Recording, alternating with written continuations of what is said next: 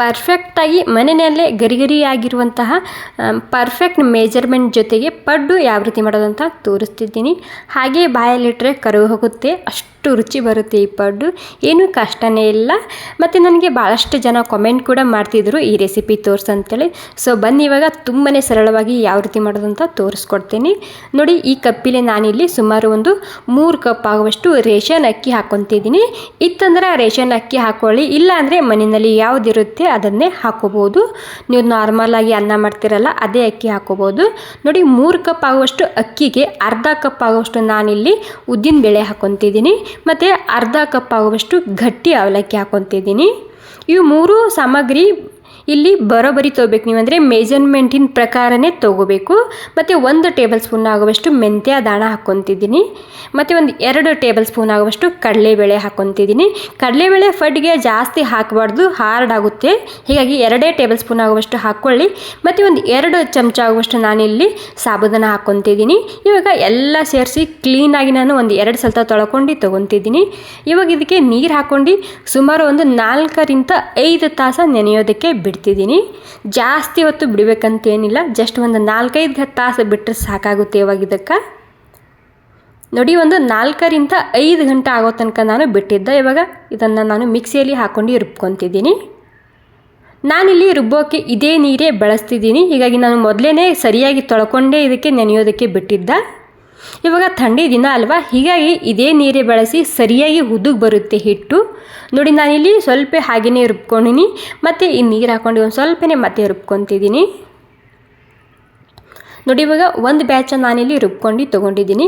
ಸ್ವಲ್ಪ ಗಟ್ಟಿಯಾಗೇ ಇರಲಿ, ಸ್ಮೂತಾಗಿ ರುಬ್ಕೋಬೇಕಾಗುತ್ತೆ.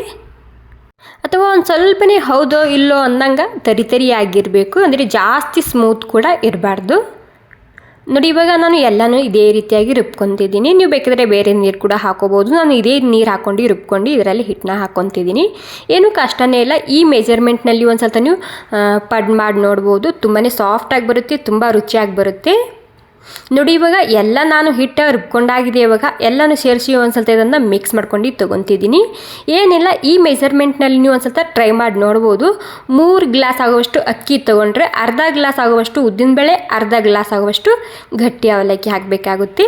ನೀವು ಇದರಲ್ಲಿ ಕಡಲೆಬೇಳೆ ಮತ್ತು ಸಾಬೂದಾನ ಸ್ಕಿಪ್ ಕೂಡ ಮಾಡ್ಕೋಬೋದು.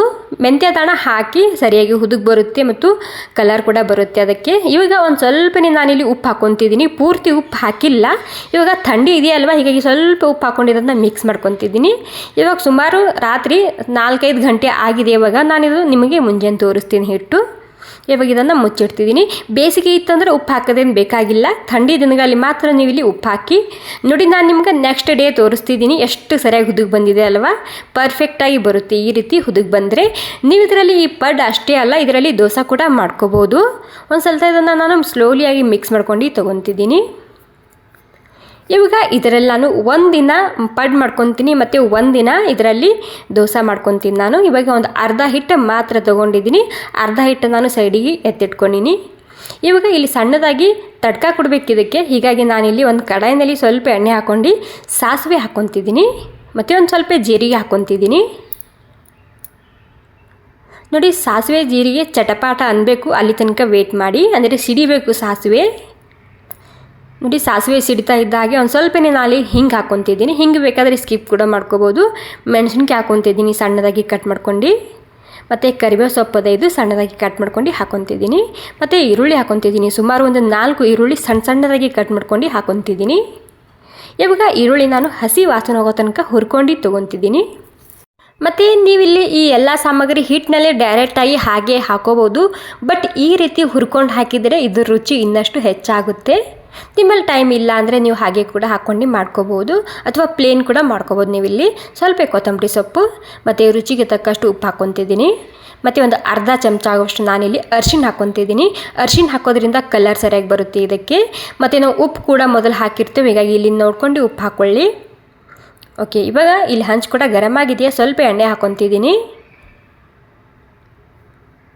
ಇಲ್ಲಿ ನೀವು ತುಪ್ಪ ಕೂಡ ಹಾಕೋಬೋದು. ತುಪ್ಪ ಹಾಕ್ಕೊಂಡ್ರೆ ತುಪ್ಪದ ಫಡ್ ತಯಾರಾಗುತ್ತೆ. ತುಪ್ಪ ಹಾಕಿದರೆ ಇನ್ನಷ್ಟು ರುಚಿ ಬರುತ್ತೆ ಈ ಫಡ್ಗೆ. ನೋಡಿ, ಇವಾಗ ಗರಮ್ ಆಗಿದೆ ಎಣ್ಣೆ, ಹಿಟ್ಟನ್ನ ಹಾಕ್ಕೊತಿದ್ದೀನಿ.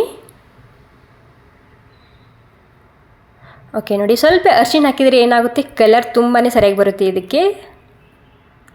ಇವಾಗ ಸ್ಲೋಕ್ಕಿಂತ ಒಂದು ಸ್ವಲ್ಪ ಜಾಸ್ತಿ ಇದೆ ಗ್ಯಾಸು.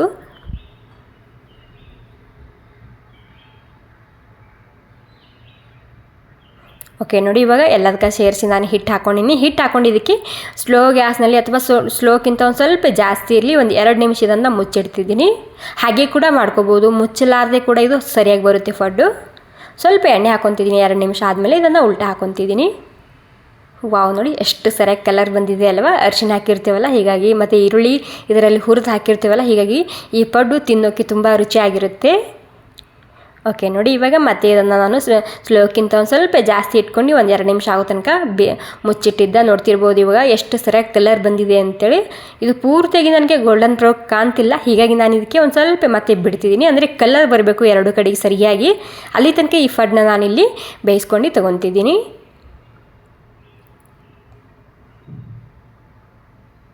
ಓಕೆ ನೋಡಿ, ಕೆಲವೊಂದು ಫಡ್ಗೆ ನಾನು ಕಲರ್ ಬಂದಿದೆ, ಅವನ್ನ ನಾನು ಇಲ್ಲಿ ಪ್ಲೇಟ್ನಲ್ಲಿ ಹಾಕ್ಕೊತಿದ್ದೀನಿ.